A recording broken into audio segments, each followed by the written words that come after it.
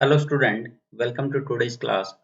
So today in this class we are going to discuss about database schema and database instance. Database schema. अब database schema क्या होता है? तो ये it is the overall design of the database. तो जो overall design है database का वो कहलाता है आपका डाटाबेस स्कीमा, या फिर हम कह सकते हैं it is the skeleton of database that represent the structure. जो स्ट्रक्चर को रिप्रेजेंट करने का, डाटाबेस की स्ट्रक्चर को जो रिप्रेजेंट कर रहा है उसका स्केलेटन है एक टाइप से डाटाबेस स्कीमा। कैसे? जैसे मान लो आपके सामने अब ये एक स्कीमा दिखाई दे रहा है। यहाँ पे क्या है, तीन टेबल्स बनी हुई है। एक टेबल का नाम है एम्प्लॉय, एक टेबल का नाम है डिपार्टमेंट, एक टेबल का नाम है प्रोजेक्ट। तो एम्प्लॉय के अंदर क्या क्या एट्रीब्यूट यूज हो रहे हैं, जैसे name, job title, phone number, salary, department ID, project ID. तो इस एम्प्लॉय वाले टेबल में ये एट्रीब्यूट है। अब ऐसे डिपार्टमेंट नाम की एक टेबल है, यहाँ पे दो एट्रीब्यूट यूज हो रहे हैं, डिपार्टमेंट आईडी और डिपार्टमेंट नेम। एक प्रोजेक्ट नाम की टेबल बनी हुई है, उसमें दो एट्रीब्यूट यूज हो रहे हैं, प्रोजेक्ट आईडी और प्रोजेक्ट नेम। तो ये आपने जो डिफाइन किया, ठीक है, ये एक डिजाइन तैयार कर लिया कि हमारे सामने तीन टेबल बन के आएगी इस डाटाबेस में। ये तीन टेबल है और हर टेबल में क्या क्या एट्रीब्यूट होंगे, मतलब कि आपने पहला जो कॉलम नेम है वो डिसाइड कर लिया है।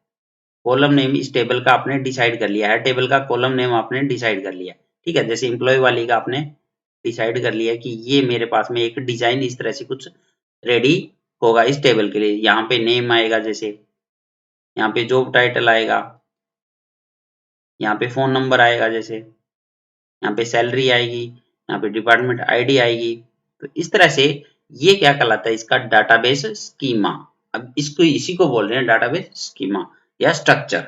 तो स्ट्रक्चर को रिप्रेजेंट करने के लिए हम क्या यूज करते हैं, डाटाबेस स्कीमा यूज करते हैं। ऐसे डिपार्टमेंट का एक डाटाबेस स्कीमा बन जाएगा। डिपार्टमेंट में दो ही आईडी आ रही है, दो ही एट्रीब्यूट आ रहे हैं, डिपार्टमेंट आईडी और डिपार्टमेंट का नेम। तो ये डिपार्टमेंट का डाटाबेस स्कीमा है। ऐसे ही प्रोजेक्ट वाले का डाटाबेस स्कीमा बन जाएगा, उसमें भी दो ही एट्रीब्यूट आएंगे, प्रोजेक्ट आईडी और प्रोजेक्ट नेम। तो इस तरह से ये कहलाता है आपका database schema. It is the overall design of database. अभी इसमें वैल्यू नहीं है, कोई भी वैल्यू नहीं है किसी भी टेबल में। तो जब वैल्यू नहीं हो और अब आपके एट्रीब्यूट डिफाइन है, तो यही कहलाता है आपका डाटाबेस स्कीमा। तो database schema is also called as a logical architecture as it tells how data in a database. तो इसको हम लॉजिकल आर्किटेक्चर भी बोलते हैं, डाटाबेस स्कीमा को।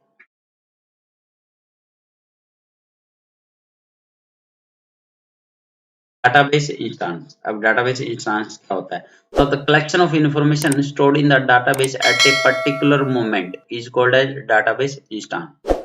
अब डाटाबेस इंस्टेंस क्या बताता है कि जैसे आपने टेबल तो बना लिया, टेबल के अंदर रिकॉर्ड भी स्टोर है, तो एट ए पर्टिकुलर मोमेंट उसमें क्या रिकॉर्ड अवेलेबल था, वही कहलाता है उसका डाटाबेस इंस्टेंस।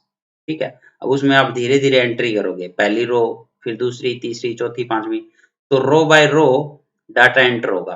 तो पर्टिकुलर मोमेंट पे अब आपने चेक किया उसमें कितना डाटा है, जैसे मान लो 10 रो ही है अभी। ठीक है, पर्टिकुलर मोमेंट में आपने चेक की, नंबर ऑफ टपल्स कितने, उसमें 10।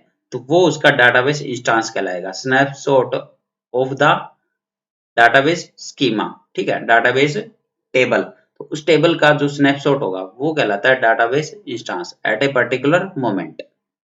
जैसे मान लो 10 बजे आपने एक टेबल क्रिएट कर रहे थे और 10 बजे उसका जब आपने स्नैपशॉट लिया तो उसमें कुछ डाटा ये अवेलेबल था। ठीक है, अब कुछ टाइम के बाद में आपने दोबारा से उसका स्नैपशॉट लिया 11 बजे, तो अब यहाँ पे उसमें रिकॉर्ड्स कौन कौन से और ऐड हो गए, आपके दो और रो ऐड हो चुकी है। ठीक है, नेक्स्ट वाली ये दो रो और ऐड होगी। तो ये पूरा डाटाबेस इंस्टेंस है एट ए पर्टिकुलर मोमेंट। और ये 11 बजे का डाटाबेस इंस्टेंस है कि हमने इस टाइम पे ये रिकॉर्ड रिकॉर्ड किया था, इस टेबल का ये हमें स्नैपशॉट मिला था। तो यही कहलाता है database instance. The collection of information stored in the database at a particular moment is called as database instance. Particular moment पे उस डाटाबेस में, उस टेबल में कितना डाटा अवेलेबल था, कितना डाटा स्टोर था।